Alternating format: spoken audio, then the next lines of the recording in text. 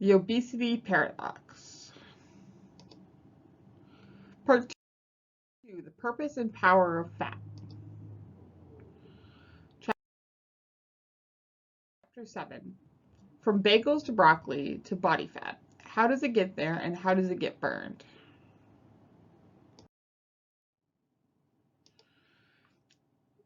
Pick up any number of books promising to show the quickest route to weight loss and you'll get an earful. The sky's the limit when it comes to selling a weight loss strategy that promises quick results.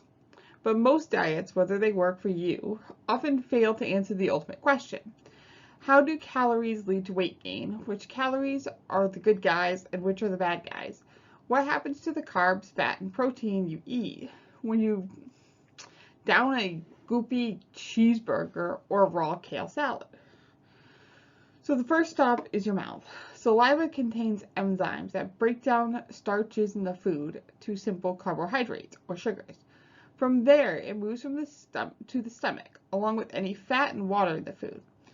Once in the stomach, the mass of nutrients gets churned up and transformed with the help of certain substances like pepsin, an enzyme that digests protein, and hydrochloric acid. These chemicals further break down the food and turn it into chyme. The mixture then enters the duodenum, where the gallbladder secretes its bile and dissolves the fat into chyme. Enzymes from the pancreas also rush in to further break down the carbs, fat, and protein. This process ultimately thins out the mixture into a fluid form so its nutrients can be easily absorbed through the lining of the small intestines. Fats, carbs, and protein part ways. Carbs have it easy. They rapidly hop onto the conveyor belt that is your bloodstream, and several different organs take the sugar they need as the blood passes by. Some get stored in the liver as glycogen, and whatever is left is converted to fat and cached in fat cells.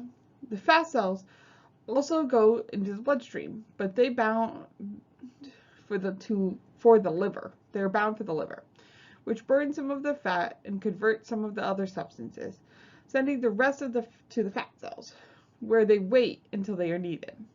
The protein is broken down into building blocks, known as peptides, which are further dismantled to become amino acids that can then move through the small intestines lining and enter the bloodstream. From here, some of them build the body's protein stores, while the excess is excreted. Superfluous protein stores are designed to become fat. Yes, even the extra protein turns to fat. The idea that eating lots of protein will put muscle on your bones is flawed. Too much of anything will end up in fat cells. And I'll further remind you that excess body fat is not necessarily the result of eating too much fat, healthy or otherwise, but rather the combined result of the lack of exercise and overeating all nutrients. Your body makes its own fat from taking in excess calories.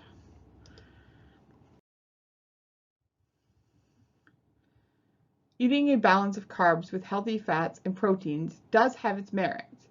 It doesn't foment a perfect storm of insulin overdose that creates an imbalance in the body's hormonal systems.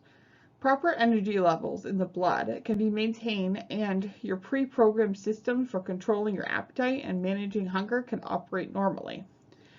Although you can become obese by eating too many calories from fat, that would be difficult to achieve in reality because you'd have to force yourself to eat way past a fierce sensation of fullness, repeating that over and over again. Put another way, you'd be combating long-established systems in the body to prevent that fate. Even though the obesity disorder is about abnormal growth of fat tissue, that narrative rarely includes a look at the hormones and enzymes that manage that growth to begin with.